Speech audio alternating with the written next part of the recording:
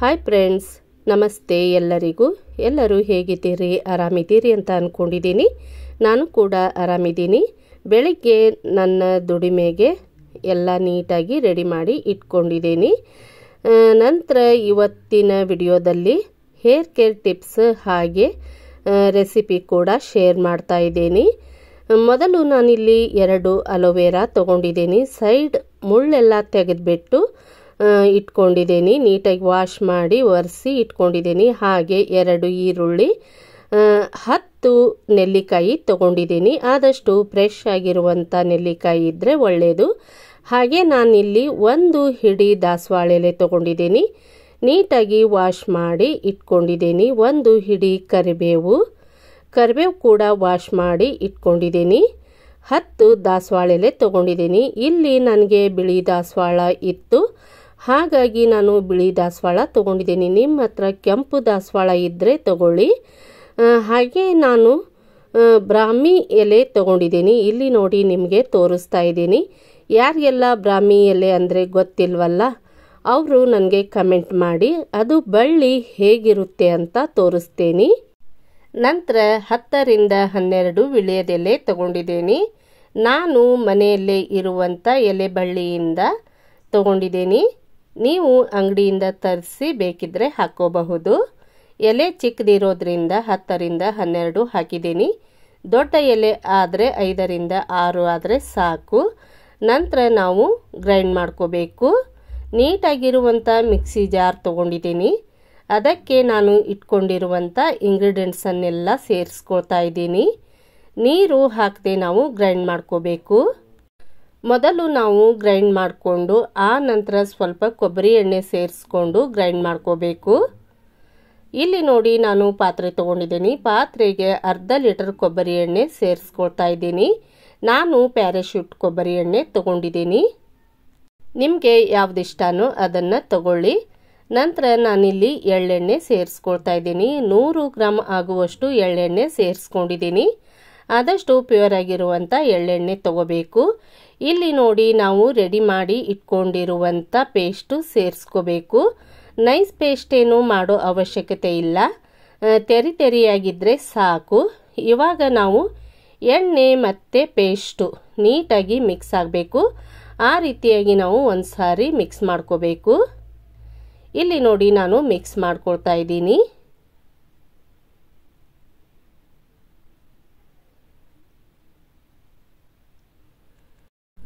ಇವಾಗ ನಾನು gas on ಮಾಡಿ ಪಾತ್ರೆ ಇಟ್ಕೊಂಡಿದ್ದೀನಿ. ಲೋ ಫ್ಲೇಮ್ನಲ್ಲಿ ಇಟ್ಕೊಂಡು ಆಯಿಲ್ ರೆಡಿ ಮಾಡ್ಕೋಬೇಕು. ಮಧ್ಯೆ ಮಧ್ಯೆ ನಾವು ಈ ರೀತಿ ಮಿಕ್ಸ್ ಮಾಡ್ತಾನೆ ಇರಬೇಕು, ಕೈ ಬಿಡಬಾರ್ದು. ಆಯಿಲ್ ರೆಡಿ ಮಾಡೋದಕ್ಕೆ ಇಟ್ಟು ಆ ಕಡೆ ಈ ಕಡೆ ಹೋದರೆ ಆಯಿಲ್ಲು ಸೀದ್ ಹೋಗುತ್ತೆ, ಅಷ್ಟು ನಮಗೆ ಕರೆಕ್ಟಾಗಿ ಬರೋದಿಲ್ಲ. ಹಾಗಾಗಿ ನಾವು ಮಧ್ಯೆ ಮಧ್ಯೆ ಮಿಕ್ಸ್ ಮಾಡ್ತಾ ಈ ರೀತಿಯಾಗಿ ಆಯಿಲ್ ರೆಡಿ ಮಾಡ್ಕೋಬೇಕು. ತುಂಬಾ ಪವರ್ಫುಲ್ ಆಗಿರುವಂಥ ಆಯಿಲ್ ಅಂತ ಹೇಳ್ತೀನಿ ನೋಡಿ ಫ್ರೆಂಡ್ಸ್. ಈ ಆಯಿಲ್ ಅಪ್ಲೈ ಮಾಡೋದ್ರಿಂದ ಕೂದಲು ಉದುರೋದು ಕಡಿಮೆಯಾಗುತ್ತೆ, ತಲೆ ಹೊಟ್ಟು ಕಡಿಮೆಯಾಗುತ್ತೆ, ಕೂದಲು ಸ್ಮೂತಾಗಿ ಸಿಲ್ಕಿಯಾಗಿ ನೀಳವಾಗಿ ಉದ್ದವಾಗಿ ದಟ್ಟವಾಗಿ ಬೆಳಿತವೆ ನೋಡಿ ಫ್ರೆಂಡ್ಸ್. ಹಾಗೆ ವಯಸ್ಸಿಗೆ ಮುಂಚೆ ಬಿಳಿ ಕೂದಲು ಆಗ್ತಾ ಇದ್ರೂ ಕೂಡ ತಡೆಗಟ್ಟುತ್ತೆ ಈ ಹೇರ್ ಆಯಿಲ್. ಇವಾಗ ನಮಗೆ ಆಯಿಲ್ಲು ರೆಡಿ ಆಯಿತು. ಇಲ್ಲಿ ನೋಡಿ ಈ ರೀತಿ ನೊರೆ ಬಂದರೆ ನಾವು ಗ್ಯಾಸ್ ಆಫ್ ಮಾಡಿ ಆಯಿಲ್ ತಣ್ಣಗಾಗೋದಕ್ಕೆ ಬಿಡಬೇಕು. ಇಲ್ಲಿ ನಮಗೆ ಆಯಿಲ್ ತಣ್ಣಗಾಗಿದೆ. ಇವಾಗ ನಾವು ಸೋಸಿ ರೆಡಿ ಮಾಡ್ಕೋಬೇಕು.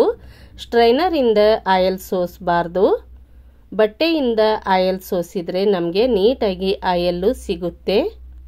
ಆಯಿಲ್ ತಣ್ಣಗಾದ ನಂತರ ನೀಟಾಗಿ ಒಂದು ಸಾರಿ ಮಿಕ್ಸ್ ಮಾಡ್ಕೋಬೇಕು. ಇಲ್ಲಿ ನಾನು ಬೌಲ್ ತೊಗೊಂಡಿದ್ದೀನಿ. ಇದಕ್ಕೆ ನಾನು ತೆಳುವಾದ ಬಟ್ಟೆ ಹಾಕ್ಕೊಳ್ತಾ ಇದ್ದೀನಿ. ಇವಾಗ ನಾವು ಆಯಿಲ್ ಸೋಸಿ ರೆಡಿ ಮಾಡ್ಕೋಬೇಕು. ಸ್ವಲ್ಪ ಸ್ವಲ್ಪ ಹಾಕಿ ಆಯಿಲ್ ಸೋಸ್ಕೋಬೇಕು. ಒಂದೇ ಸಾರಿ ಎಲ್ಲ ಆಯಿಲನ್ನು ಹಾಕಿ ಸೋಸಿದರೆ ಅಷ್ಟು ನೀಟಾಗಿ ಬರೋದಿಲ್ಲ. ಯಾಕೆ ಅಂದರೆ ನಾವು ಆಯಿಲನ್ನು ಹಿಂಡಿ ತೆಗಿಬೇಕು. ಇಲ್ಲಿ ನೋಡಿ ನಿಮಗೆ ತೋರಿಸ್ತಾ ಇದ್ದೀನಿ. ಆದಷ್ಟು ತೆಳುವಾದ ಬಟ್ಟೆ ತಗೊಳ್ಳಿ. ಪೂರ್ತಿ ಒಂದೇ ಸಾರಿ ಹಾಕ್ಕೊಂಡ್ರೆ ಹಿಂಡೋದಕ್ಕೆ ಸರಿಯಾಗೋದಿಲ್ಲ. ಹಾಗಾಗಿ ಇಲ್ಲಿ ನೋಡಿ ನಾನು ಯಾವ ರೀತಿ ಹಿಂಡಿ ಆಯಿಲ್ ತೆಗಿತಾ ಇದ್ದೀನಿ ಅಂತ. ಥೈರಾಯ್ಡ್ ಸಮಸ್ಯೆ ಇರೋರಿಗೆ ಈ ಆಯಿಲ್ ಅಂತೂ 100% ವರ್ಕ್ ಆಗುತ್ತೆ. ಯಾಕೆ ಅಂದರೆ ತುಂಬಾ ಹೇರ್ ಫಾಲ್ ಆಗುತ್ತೆ ಥೈರಾಯ್ಡ್ ಇರೋರಿಗೆ. ನನಗೂ ಕೂಡ ಥೈರಾಯ್ಡ್ ಇದೆ ನೋಡಿ ಫ್ರೆಂಡ್ಸ್. ನಾನು ಈ ಥರ ಮನೆಯಲ್ಲೇ herbal oil hair pack apply ಮಾಡ್ಕೊಳ್ತೀನಿ. ನನಗೆ ಕೂದಲು ಜಾಸ್ತಿ ಉದುರೋದಿಲ್ಲ. ಟೈಫಾಯ್ಡ್ ಎಲ್ಲ ಬಂದು ಕೂದಲು ತುಂಬ ಉದುರಿರ್ತವೆ. ಹೆಲ್ತ್ ಇಶ್ಯೂಸಿಂದ ಮೆಡಿಸಿನ್ ಜಾಸ್ತಿ ತಗೊಳ್ಳೋದ್ರಿಂದನೂ ಕೂಡ ಕೂದಲು ತುಂಬ ಉದುರ್ತವೆ. ಇಲ್ಲಿ ನೋಡಿ, ನನ್ನ ಕೂದಲು ನೋಡಿದ್ರೇ ನಿಮಗೆ ಗೊತ್ತಾಗುತ್ತೆ ಎಷ್ಟು ಸ್ಮೂತಾಗಿ ಸಿಲ್ಕಿಯಾಗಿವೆ ಅಂತ. ಮಕ್ಕಳಿಂದ ಹಿಡಿದು ವಯಸ್ಸಾದವ್ರವರೆಗೂ ಈ ಆಯಿಲನ್ನು ಅಪ್ಲೈ ಮಾಡ್ಕೋಬಹುದು. ವಯಸ್ಸಿಗೆ ಮುಂಚೆ ಬಿಳಿ ಕೂದಲಾಗ್ತಾ ಇದ್ರೂ ಕೂಡ ತಡೆಗಟ್ಟುತ್ತೆ ಈ ಹೇರ್ ಆಯಿಲ್. ಆಯಿಲ್ ಅಪ್ಲೈ ಮಾಡಿಕೊಂಡು 3 ರಿಂದ 4 ತಾಸು ಬಿಡಿ. ನಂತರ ಯಾವುದಾದ್ರೂ ಒಂದು ಒಳ್ಳೆ ಹರ್ಬಲ್ ಶಾಂಪೂ ಹಾಕಿ ಉಗುರು ಬೆಚ್ಚಗಿನ ನೀರಿನಿಂದ ಹೇರ್ ವಾಶ್ ಮಾಡ್ಕೊಳ್ಳಿ. ತುಂಬ ಬಿಸಿ ನೀರು ಹಾಕೋದ್ರಿಂದನೂ ಕೂಡ ಕೂದಲಿಗೆ ಸೈಡ್ ಎಫೆಕ್ಟ್ ಆಗುತ್ತೆ. ನೀಳವಾಗಿ, ಉದ್ದವಾಗಿ, ಕಪ್ಪಾಗಿ, ದಟ್ಟವಾಗಿ ಕೂದಲು ಯಾರಿಗೆಲ್ಲ ಬೇಕು ಅಂತ ಆಸೆ ಇದೆಯಲ್ಲ, ಅವರು ಈ ಹೇರ್ ಆಯಿಲನ್ನು ರೆಡಿ ಮಾಡಿಕೊಂಡು ಬಳಸಿ ನಂತರ ನಿಮಗೆ ಯಾವ ರೀತಿ ರಿಸಲ್ಟ್ ಬರುತ್ತೆ ಅಂತ ನನಗೆ ಕಮೆಂಟ್ ಹಾಕಿ. ಆದಷ್ಟು ನಾವು ಮಾರ್ಕೆಟ್ನಿಂದ ತರ್ತೇವೆಲ್ಲ ಕೆಮಿಕಲ್ಸ್ ಇರುವಂಥ ಪ್ರಾಡಕ್ಟನ್ನು ಅವಾಯ್ಡ್ ಮಾಡಬೇಕು. ಪ್ರತಿಯೊಂದು ವಿಡಿಯೋದಲ್ಲಿ ನಾನು ಹೇಳ್ತಾ ಇರ್ತೀನಿ. ನೆಕ್ಸ್ಟು ರೆಸಿಪಿ ಏನಪ್ಪ ಅಂತಂದರೆ ಪಡ್ಡು. ಈ ಥರ ಪಡ್ಡು ಒಮ್ಮೆ ಟ್ರೈ ಮಾಡಿ. ಮನೆ ಮಂದಿ ಎಲ್ಲ ಕೇಳಿ ಮಾಡಿಸ್ಕೊಂಡು ತಿಂತಾರೆ. ಆಹಾ, ಏನು ರುಚಿ ಅಂತೀರಾ? ಒಮ್ಮೆ ಟ್ರೈ ಮಾಡಿ ಯಾವ ರೀತಿ ಆಗುತ್ತೆ ಅಂತ ನನಗೆ ಕಮೆಂಟ್ ಹಾಕಿ. ಮೊದಲು ನಾನಿಲ್ಲಿ 250 ಗ್ರಾಮ್ ರೇಷನ್ ಅಕ್ಕಿ ತಗೊಂಡಿದ್ದೀನಿ. ಇದಕ್ಕೆ ನಾನು 1 ಟೀ ಸ್ಪೂನ್ ಮೆಂತೆಕಾಳು ಸೇರಿಸ್ಕೊಂಡಿದ್ದೀನಿ. ಇವಾಗ ನಾವು ನೀಟಾಗಿ ವಾಶ್ ಮಾಡಬೇಕು.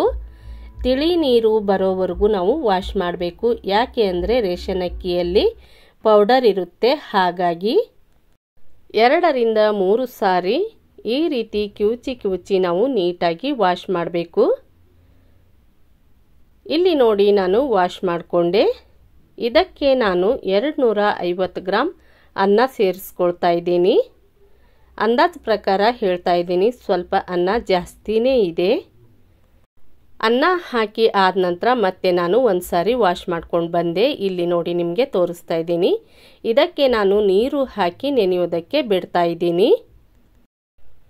ರಾತ್ರಿ ಪೂರ ನೆನಿಬೇಕು. ಬೆಳಿಗ್ಗೆ ಯಾವ ರೀತಿ ಮಾಡೋದಂತ ತೋರಿಸ್ತೇನೆ. ರಾತ್ರಿ ನಾವು ಪಡ್ಡು ಮಾಡೋದಕ್ಕೆ ಅಕ್ಕಿ ನೆನೆ ಹಾಕಿತ್ತಲ್ಲ, ಅದಕ್ಕೆ ಏನೆಲ್ಲ ಹಾಕಿ ಪಡ್ಡು ರೆಡಿ ಮಾಡ್ತೀನಿ ಅಂತ ತೋರಿಸ್ತಾ ಇದ್ದೀನಿ ನೋಡಿ. ಇಲ್ಲಿ ನಾನು 8 ರಿಂದ 10 ಹಸಿಮೆಣಸಿನಕಾಯಿ, 2 ಗೆಡ್ಡೆ ಬೆಳ್ಳುಳ್ಳಿ, ಜೀರಿಗೆ, ಹಸಿ ಶುಂಠಿ, ಕರಿಬೇವು, ಹವಿಸ್ ಕಾಳು ಇಟ್ಕೊಂಡಿದ್ದೀನಿ. ಇಲ್ಲಿ ನೋಡಿ, ನಾನು 1 ಬಟ್ಲು ಹಸಿ ಕೊಬ್ಬರಿ ತಗೊಂಡಿದ್ದೀನಿ. ಇವಾಗ ನಾವು ಗ್ರೈಂಡ್ ಮಾಡ್ಕೋಬೇಕು. ರಾತ್ರಿ ನೀರು ಹಾಕಿ ನೆನೆ ಇಟ್ಟಿದ್ವಲ್ಲ, ನೀರೆಲ್ಲ ತೆಗೆದು ಬಿಡಬೇಕು. ಇಲ್ಲಿ ನೋಡಿ ನಿಮಗೆ ತೋರಿಸ್ತಾ ಇದ್ದೀನಿ ಎಷ್ಟು ನೀಟಾಗಿ ನೆಂದು ರೆಡಿಯಾಗಿದೆ ಅಂತ.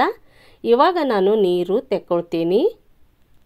ನೀರು ತೆಗೆದಾದ ನಂತರ ಮತ್ತೆ ನಾನು ನೀರು ಹಾಕ್ಕೊಂಡಿದ್ದೀನಿ. ಇಲ್ಲಿ ನಾನು ಮಿಕ್ಸಿ ಜಾರ್ ತಗೊಂಡಿದ್ದೀನಿ. ಮಿಕ್ಸಿ ಜಾರ್ಗೆ ಸ್ವಲ್ಪ ಅಕ್ಕಿ ಹಾಕಿ ಗ್ರೈಂಡ್ ಮಾಡ್ಕೊಳ್ತಾ ಇದ್ದೀನಿ. ಭಾಳ ನುಣ್ಣಗೆ ಗ್ರೈಂಡ್ ಮಾಡೋ ಅವಶ್ಯಕತೆ ಇಲ್ಲ. ಸ್ವಲ್ಪ ತೆರಿಯಾಗಿ ಇರಬೇಕು. ನುಣ್ಣಗೆ ಗ್ರೈಂಡ್ ಮಾಡಿದರೆ ಪಡ್ಡು ಅಷ್ಟು ಟೇಸ್ಟಿ ಅನಿಸೋದಿಲ್ಲ. ಇಲ್ಲಿ ನೋಡಿ ನಿಮಗೆ ತೋರಿಸ್ತಾ ಇದ್ದೀನಿ. ಇಷ್ಟು ಇದ್ರೆ ಸಾಕು. ಜಿನಗ್ ರವೆ ಥರ ಆದರೆ ಸಾಕು. ಹಿಂದಿನ ವಿಡಿಯೋದಲ್ಲಿ ಮಸಾಲೆ ಪಡ್ಡು ಶೇರ್ ಮಾಡಿದ್ದೀನಿ. ಇವತ್ತಿನ ಪಡ್ಡು ರೆಸಿಪಿ ಸ್ವಲ್ಪ ಡಿಫ್ರೆಂಟ್ ಇದೆ, ಆದರೆ ತುಂಬಾ ಟೇಸ್ಟಿಯಾಗಿದೆ. ನಾನು ಇಟ್ಕೊಂಡಿರುವಂಥ ಎಲ್ಲ ಮಸಾಲೆನೂ ಗ್ರೈಂಡ್ ಮಾಡ್ಕೊಳ್ತಾ ಇದ್ದೀನಿ. ಸ್ವಲ್ಪ ನೀರು ಕೂಡ ಸೇರಿಸ್ಕೊಂಡು ಗ್ರೈಂಡ್ ಮಾಡ್ಕೊಂಡಿದ್ದೀನಿ. ಇವಾಗ ನಾನು ಗ್ರೈಂಡ್ ಮಾಡಿ ಇಟ್ಕೊಂಡಿರುವಂಥ ಹಿಟ್ಟಿಗೆ ಸೇರಿಸ್ಕೊಳ್ತಾ ಇದ್ದೀನಿ. ನಂತರ ನಾನಿಲ್ಲಿ 1 ಈರುಳ್ಳಿ, ಸ್ವಲ್ಪ ಕೊತ್ತಂಬರಿ ಚಿಕ್ಕದಾಗಿ ಕಟ್ ಮಾಡಿ ಸೇರಿಸ್ಕೊಂಡಿದ್ದೀನಿ. ರುಚಿಗೆ ತಕ್ಕಷ್ಟು ಉಪ್ಪನ್ನು ಕೂಡ ಸೇರಿಸ್ಕೊಂಡು ಈ ರೀತಿಯಾಗಿ ನಾವು ಕೈಯಿಂದ ಮಿಕ್ಸ್ ಮಾಡ್ಕೋಬೇಕು. ಕೈಯಿಂದ ಮಿಕ್ಸ್ ಮಾಡೋದಕ್ಕೆ ಇಷ್ಟ ಇಲ್ಲ ಅಂದರೆ ಸ್ಪೂನ್ನಿಂದ ಕೂಡ ಮಿಕ್ಸ್ ಮಾಡಬಹುದು. ಕೈಯಿಂದ ಮಿಕ್ಸ್ ಮಾಡಿದರೆ ತುಂಬಾ ನೀಟಾಗಿ ಆಗುತ್ತೆ ಹಿಟ್ಟು ಅಂತ ನಾನು ಕೈಯಿಂದ ಮಿಕ್ಸ್ ಮಾಡಿದ್ದೀನಿ. ಪ್ಲೇಟ್ ಮುಚ್ಚಿ ಅರ್ಧ ಗಂಟೆ ಹಿಟ್ಟು ನೆನೆಯೋದಕ್ಕೆ ಬಿಟ್ಬಿಡಿ. ಅರ್ಧ ಗಂಟೆ ಆದ ನಂತರ ಪಡ್ಡಿನ ಹಂಚು ಬಿಸಿಯಾಗೋದಕ್ಕೆ ಇಟ್ಟಿದ್ದೆ. ಹಂಚು ಕೂಡ ಬಿಸಿಯಾಗಿದೆ. ಅದಕ್ಕೆ ನಾನು ಎಣ್ಣೆ ಹಾಕ್ಕೊಂಡಿದ್ದೀನಿ. ಇಲ್ಲಿ ನೋಡಿ ನಿಮಗೆ ಹಿಟ್ಟು ತೋರಿಸ್ತಾ ಇದ್ದೀನಿ. ಒಂದು ಸಾರಿ ನಾವು ನೀಟಾಗಿ ಮಿಕ್ಸ್ ಮಾಡ್ಕೋಬೇಕು. ಹಿಟ್ಟು ಮಿಕ್ಸ್ ಮಾಡಿಕೊಂಡು ಪಡ್ಡು ಹಾಕಬೇಕು. ಇವಾಗ ನಾನು ಪಡ್ಡು ಹಾಕ್ಕೊಳ್ತಾ ಇದ್ದೀನಿ. ನಿಮಗೆ ಸ್ವಲ್ಪ ದೊಡ್ಡದಾಗಿ ಬೇಕು ಅಂದರೆ ಹಾಕ್ಕೊಳ್ಳಿ. ನಾನಿಲ್ಲಿ ಮೀಡಿಯಮ್ ಸೈಜ್ ಹಾಕ್ಕೊಂಡಿದ್ದೀನಿ. ಇಲ್ಲಿ ನೋಡಿ ಒಂದು ಸೈಡು ನೀಟಾಗಿ ಪಡ್ಡು ಬೆಂದಿದೆ. ಮತ್ತು ನಾನು ಹೊಳಿಸಿ ಹಾಕ್ಕೊಳ್ತಾ ಇದ್ದೀನಿ. ವಾವ್, ತುಂಬಾ ಟೇಸ್ಟಿಯಾಗಿ ಕ್ರಿಸ್ಪಿಯಾಗಿ ಸಾಫ್ಟಾಗಿ ಸ್ಮೂತಾಗಿ ಪಡ್ಡು ರೆಡಿಯಾಗಿವೆ. ಒಮ್ಮೆ ಈ ರೆಸಿಪಿ ಟ್ರೈ ಮಾಡಿ ಯಾವ ರೀತಿ ಆಗುತ್ತೆ ಅಂತ ಕಮೆಂಟ್ ಹಾಕಿ. ಮಕ್ಕಳಿಂದ ಹಿಡಿದು ವಯಸ್ಸಾದವ್ರವ್ರಿಗೂ ಮನೆ ಮಂದಿಗೆಲ್ಲ ಇಷ್ಟ ಆಗುತ್ತೆ. ನಾನು ಚಟ್ನಿ ರೆಸಿಪಿ ಶೇರ್ ಮಾಡಿಲ್ಲ, ಲೇಟ್ ಆಗುತ್ತೆ ಅಂತ. ಬೆಳಗಿನ ಟೈಮು ಹೇಗಿರುತ್ತೆ ಅಂತ ನಿಮಗೆಲ್ಲ ಗೊತ್ತಲ್ಲ ಫ್ರೆಂಡ್ಸ್. ಇಲ್ಲಿ ನೋಡಿ ನಿಮಗೆ ತೋರಿಸ್ತಾ ಇದ್ದೀನಿ. ಇವತ್ತಿನ ವಿಡಿಯೋ ನೋಡಿದ್ದಕ್ಕಾಗಿ ಎಲ್ಲರಿಗೂ ಧನ್ಯವಾದಗಳು.